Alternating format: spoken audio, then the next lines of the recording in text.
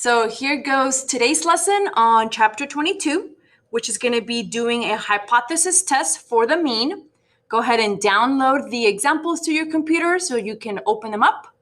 You can print it if you want, or you can just download them and save it to your computer. The answer key will be this PowerPoint, so let's start with that. And then you'll have some homework that you can do on your own and check your own answers. So let's start the PowerPoint. Alrighty, so chapter 22. You're going to learn a hypothesis test on the mean. So here are the steps of every hypothesis test. Step 1, define the parameter. Step 2, write some hypotheses. Step 3, check some conditions. Step 4, find the test statistic and p-value. So do some math. Step 5, make your decision and conclusion. So specifically, when it comes to the mean, remember that your parameter is now going to be the mu, which is the Greek letter M, and it stands for the true mean, ... whatever the scenario is. When it comes to the hypothesis, your null hypothesis is always mu equals, so with an equal sign, whatever the scenario is. The alternatives, it depends on the situation. Sometimes you're looking for the mu is greater than, or mu is less than, or maybe mu is not equal to. That depends on the scenario. Next, the conditions are the same as we've been doing with the means. First, you have to have a random sample. Next, your sample has to be less than 10% of the population. And finally, that large enough, you have to either the population is normal. Hold on, let me pause because I have a question. Okay, so I left off on the third condition. Remember, for the large enough, either the population is normal, so any sample is large enough. The sample is at least 30, so then that will be large enough because of the central limit theorem. Or today, I'm going to show you that sometimes if you have the data, you're going to have to graph it and see if it looks symmetrical with no outliers, which we'll do today. Okay, finally, just like we did, 2 weeks ago, if you know sigma, which is the standard deviation of the entire population, you will do a z-test. If you do not know sigma, so that means you only know the standard deviation of a sample only, then we're going to do a t-test. So today we'll do both. And this is the formula for your test statistic. You're going to have to memorize it. For the z-test, you're going to use a z-score, and that will equal to the x bar, which is the sample mean, minus mu, which is the population mean, divided by sigma, which is the standard deviation of the whole population, over the square root of the sample size. So that's a formula that we'll use for the z-test. And then for the t-test, we're going to use, instead of a z-score, you're going to use something called a t-score. And again, we did those last time. Zaina, question? We can't see your screen. Oh, this whole time? Yeah. Oh, great. Let me share it now. So this whole time I've just been talking and y'all have just been visually looking at it. Yeah, we're kind of just looking at the paper. Oh, well, thanks for letting me know. Okay, here we go. So now, okay, thanks. All right, so now this is the formula for the t-test. You're going to use a t-score, so t equals. It's still going to be the sample mean minus the population mean divided by the, now it's S, which is the standard deviation of your sample only, over the square root of the sample size. So again, all of this is in that PowerPoint. Okay, so I guess let's go ahead and try our first example together. Okay, here goes. So from your notes, example number 1. Suppose that the cost of daycare, so this is back when my kids were in daycare. Suppose that the cost of daycare is normally distributed, so that will be important, with an average of $250 per week and a standard deviation of $6. That was about right. That's how much I used to pay per kid. Mrs. Garcia takes a random sample of 5 daycares around her house and finds that they have an average of average cost of $245 per week. Is there enough evidence that the true average cost of daycare is less around the area where I live? So first of all, we need to determine whether this is a z-test or a t-test. This is going to be a z-test because this standard deviation here of $6, that applies to like the whole population of cost. Like from the very beginning, it says like the population of cost for daycare is normally distributed with a mean of 250 and a standard deviation of 6. So that $6 is going to be for the whole population. So problem number 1, we're going to do a z-test. So we have to follow the steps of any test, which are step 1. Let's define a parameter. So let's practice defining the parameter. You're going to have to write mu because that's the new parameter. Mu equals the true mean daycare cost per week. So true mean daycare cost. So I guess practice either writing it on your notebook or I guess type it up on the Word document so you can save it. But step 1, define the parameter. You'll see that as multiple choice on your progressive test. You have to know how to define parameters. Next, actually, let me pause my video so I can talk to someone. Okay, you continue the steps by yourself. All right, so hopefully you tried example 1 by yourself and did step 1, define the parameter. Step 2, my hypothesis was that the mean is $250 because that's what the question says, $250. And I'm trying to test the alternative that the cost of daycare is less around where I live. So the mean is less than $250. So that's step 2. Step 3, you have to check the conditions. So assume, problem says we have a random sample of 5 daycares. Assume that 5 is less than 10% of the population of daycares. And then for the large enough condition, since the problem says normally distributed, a sample of size 5 is large enough. So that was step 3. Okay, now we get to do the calculation. So you'll need your calculator. We're going to use a z-score for the z-test. And the formula is sample mean minus population mean over standard deviation of the population divided by the square root of the sample size. So I'm just going to plug in all the little numbers. 245 is the sample mean from the sample that I collected. So Mrs. Garcia collected a sample of 5 daycares and their mean was 245. Minus 250, which is what we think the true mean is, divided by 6 over the square root of 5. So if you have a calculator and you type that in, it's going to give you a z-score. And it looks like the z-score is like a negative 1.86.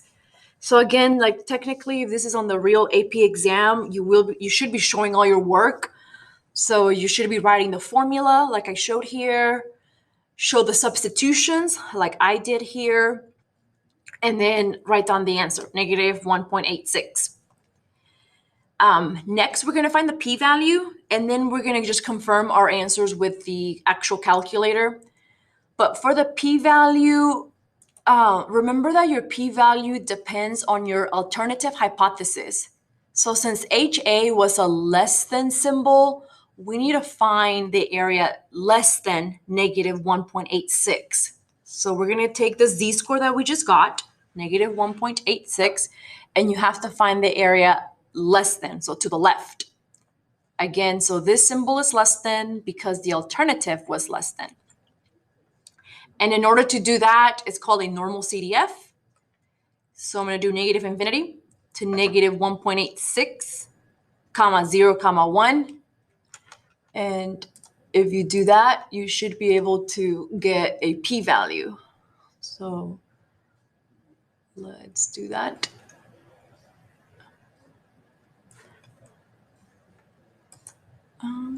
P-value, it looks like 0.031. Okay, now let's go ahead and confirm this for sure using the calculator. So by that, I mean, on your calculator, you should be able to find a z-test. So, okay, calculator. You go to menu, statistics, stat test, and it will be the very, very first one, z-test. Data input, make sure you switch it to stats because you don't have the actual list of data, you just have the stats. So change it to stats. Press OK, and now you type in the information that is needed. The mean, we believe, is 250. The sigma, which is the standard deviation of the population, we believe is 6. The sample mean for my sample of 5 daycares was 245, and the sample size was 5. The alternative hypothesis was less than. So go with less than. Press OK. And this should be able to give you what we already found. It should give you your z-score, so negative 1.86, which is what I found. And it should give you the p-value, which was 0.03, which is what I found. And I think on our progressive test, it's just going to be fill in the blank. So you don't have to show your work. You can just use the calculator and just fill in the blank. But like I said, on the real AP exam, if this is it, you need to show like the formulas, show the substitutions, show how you're doing normal CDF, like show all of your work for the real thing. Finally, to finish example 1, you're going to have to, or letter A, I guess, you're going to have to do the conclusion and decision. So remember that your conclusion and decisions are based on this p-value. Actually, first, what did I do? Oh, this is not always needed, but this is how you would interpret the p-value. So I guess we can practice. This is what the 0.031 p-value represents.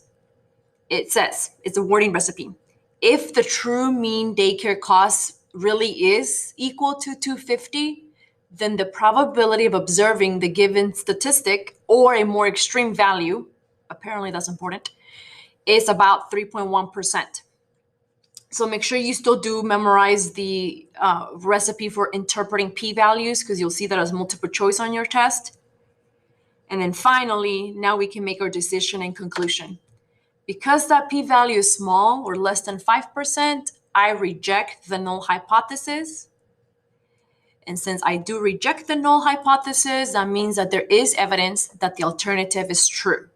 Or in other words, there is evidence that the true cost of daycare is less where I live. So I'm going to pause the video and answer some questions. Alrighty, so that's how you do a z-test.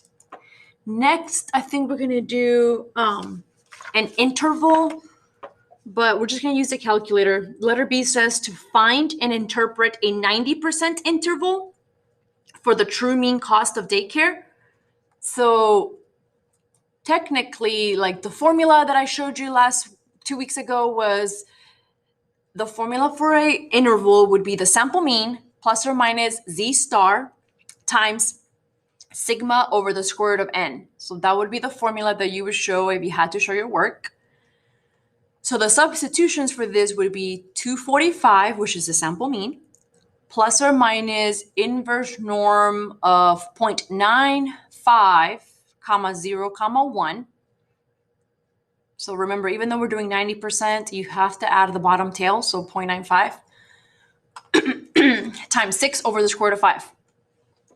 So again, that's how you would show your work and the formula. We're just going to use the calculator to get the answer. So on your calculator, it's called a z-interval. So go find it, z-interval. Calculator. You go to menu, statistics, intervals, or confidence intervals. Again, is the very first one, z-interval. Okay, let's switch to stats. And then you type in the stats again. The standard deviation was 6. The sample mean was 245. N was 5. And the confidence level was 0.9. What? Okay, let me do it again. confidence intervals. 6, 355.9. Okay, there. Oh, it doesn't want to do it. Okay, one more time. Okay, if you already have it, then write it down and interpret your interval. Come on. Why do we wrong? 6, 355.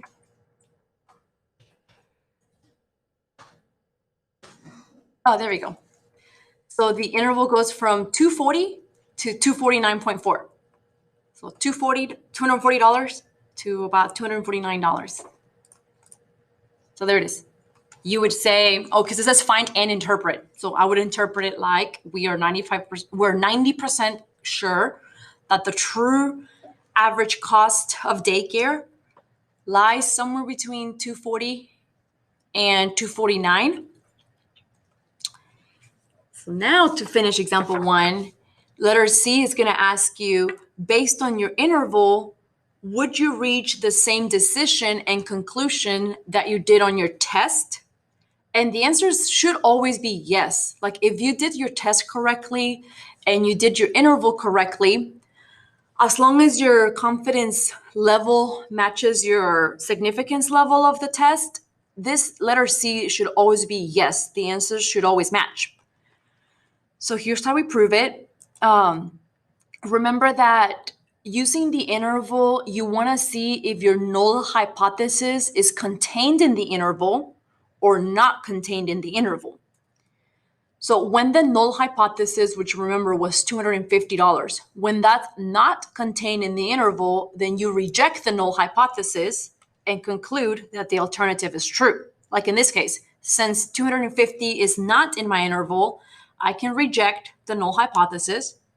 And we do have evidence that the true cost is less than 250 because according to my interval, like the highest cost is 249.41. So very close, but still less than 250. So that's how you would interpret your interval. When the null hypothesis is in the interval, then you would not reject it. But in this case, the null hypothesis was not in the interval, so I do reject HO. And now that's the end of number 1. Pause for questions.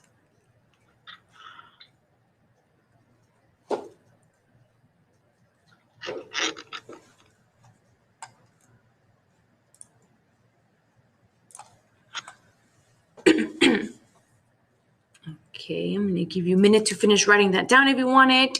And if you're ready, you can start looking at number 2.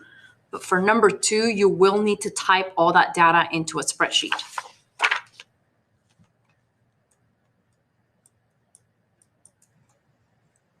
So, any questions on number 1?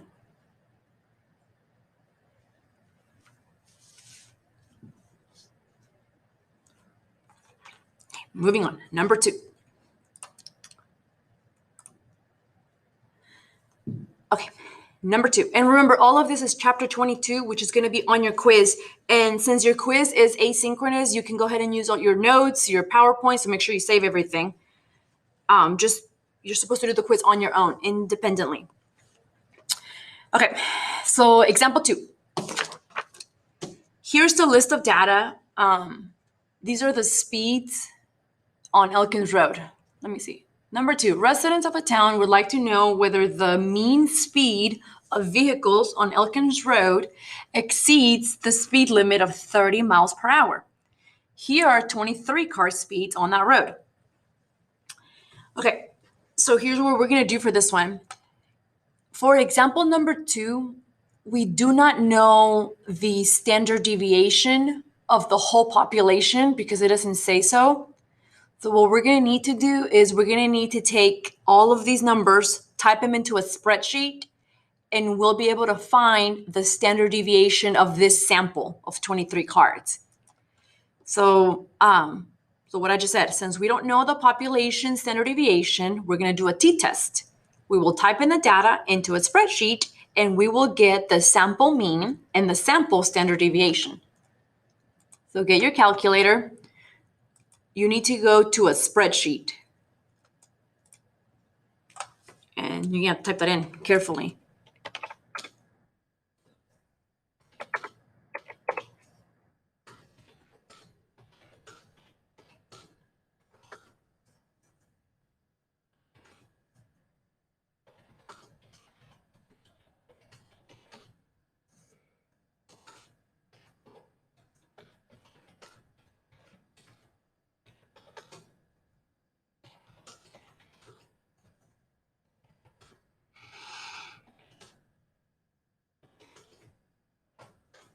Okay, so hopefully I typed it in right.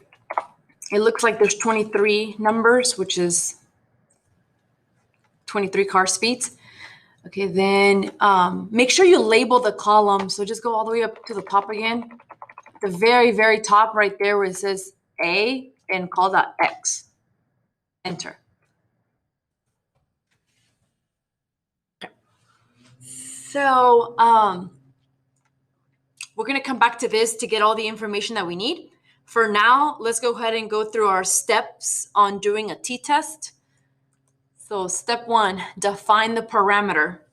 In this case, mu, which is the true mean, it would be the true mean speed of vehicles on Elkins Road. So just put mu equals true mean speed of vehicles on Elkins Road. Again, these would all be multiple choice on your next test. I think on the quiz as well, there will be multiple choice. Next, you have to write some hypotheses.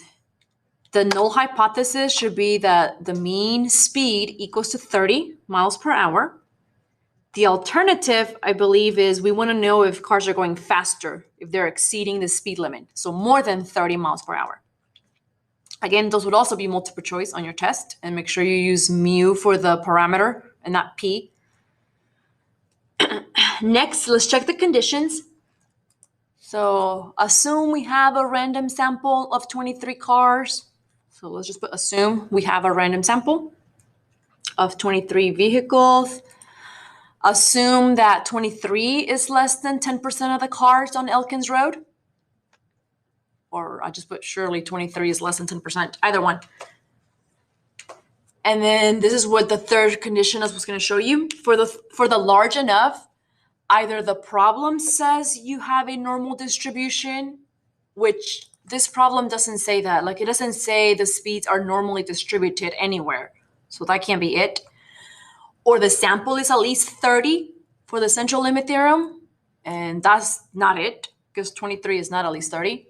So then the last option is the one I told you. We're going to have to graph the data, and see if it looks symmetrical. So you're going to need to remember how to graph the data. Okay, so these are the steps. We'll just do them together. In order for you to graph the data, you're going to have to type it into a spreadsheet, which we already did. Label the column X, which we already did. Now we need to add a box plot. Here are the steps to add a box plot. You have to press doc 47. So let me do that. So remember, on your spreadsheet, just go anywhere on the spreadsheet and press doc, insert data and statistics. So doc 47. And you're going to have to, click on the x-axis to add the x variable. Click on the x-axis to add the x variable. Okay, let me pause my video to answer a question. Okay, keep following the rest of these steps right now. Okay, so click on the x-axis to add the x variable, and now you need to change the plot type to a box plot or a histogram. I like box plot, so do a menu 1-2 to change it to a plot type.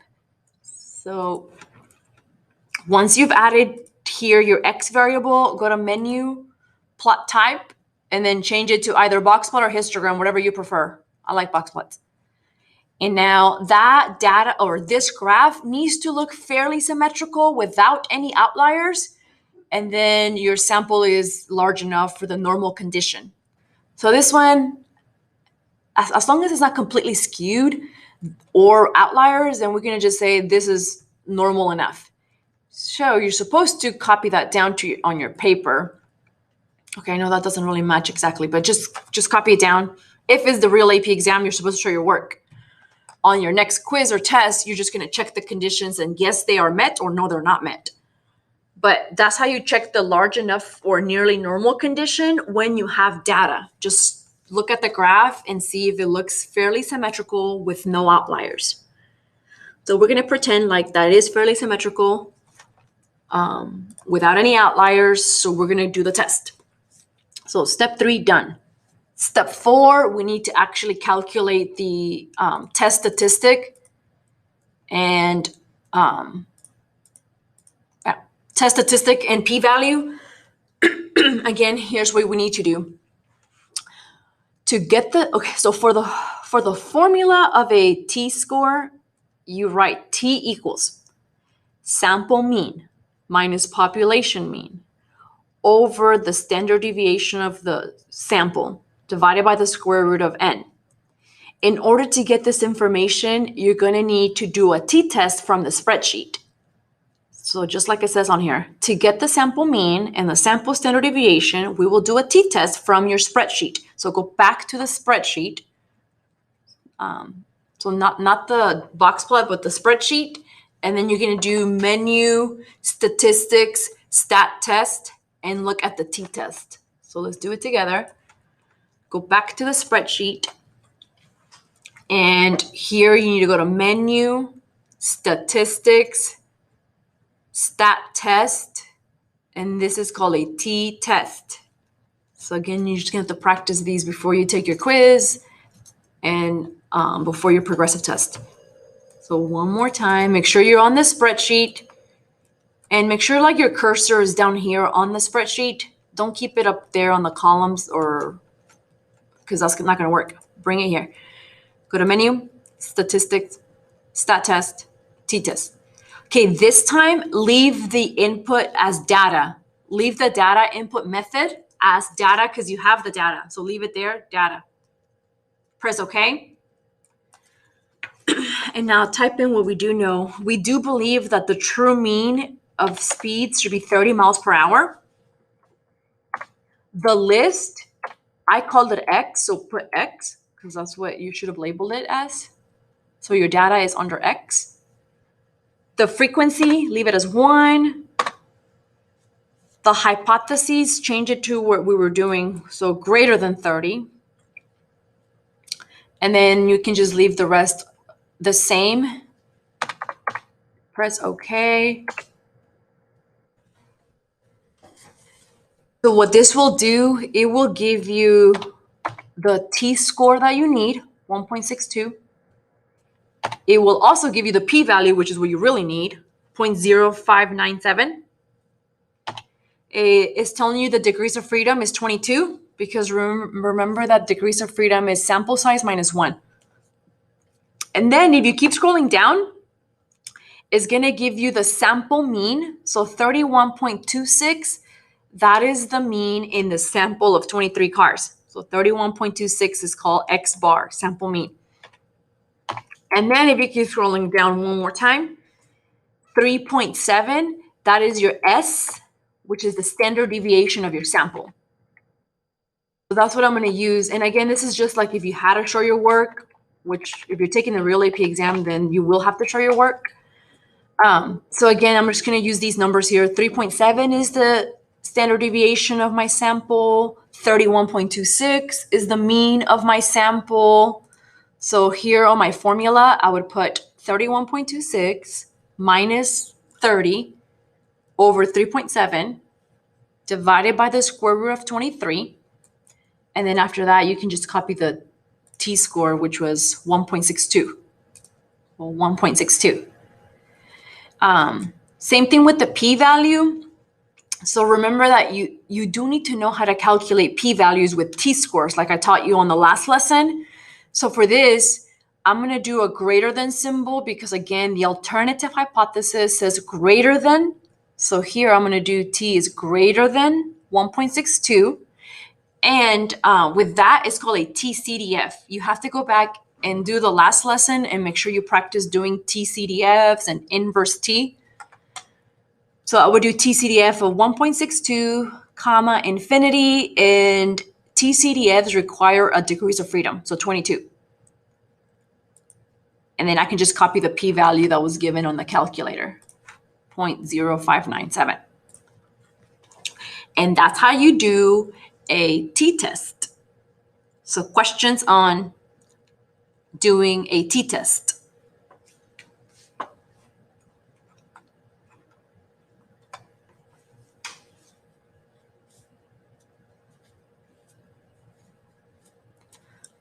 Okay, I guess we can finish the notes. Letters B and C. So just like on example 1, for example 2, I need you to make an interval now and see if your interval, see if you will reach the same decision and conclusion. And the answer should always be yes, if you did it right. So what is this? Oh, I forgot to finish the problem, huh? Okay, so to finish letter A, I'm going to just say, since that p-value is more than 5% or more than 1%, I do not reject the null hypothesis, and I don't have enough evidence that the mean speed is higher than the actual speed limit of 30 miles per hour. So always make a decision and a conclusion based on your p-value. And it looks like for this one, I didn't interpret the p-value with the wording recipe because that's not really required. But like if the question does ask you to interpret the p-value, you would say like if the speed really is 30 miles per hour, then the probability of observing the given statistic or a more extreme value is 5.97%, 6%.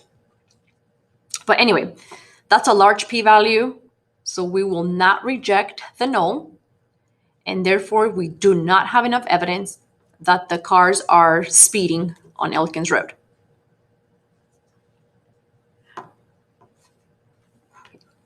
Okay, now we can do the interval. Okay, so again with the interval, you're supposed to show all this work for your AP exam. You're supposed to show the formula. So there it is, x bar plus or minus t star times s over the square root of n. We just found out that the sample mean, x bar, was 31.26. So that's what I would write, 31.26. Plus or minus, inverse t, because this is a t star. 98% confidence requires you to do 0.99, comma, the degrees of freedom, or 22, times the sample standard deviation was the 3.7, over, oh, and that shouldn't be 23. That should be the square root of 23. So that's a typo. I need to fix it.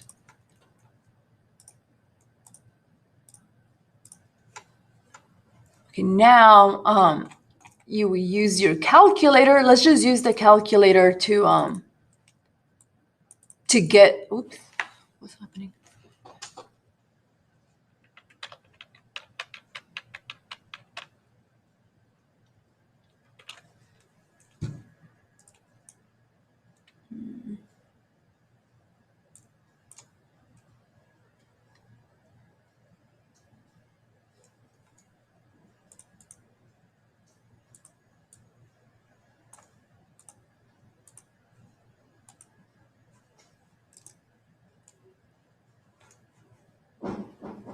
Okay, so let's just use a calculator.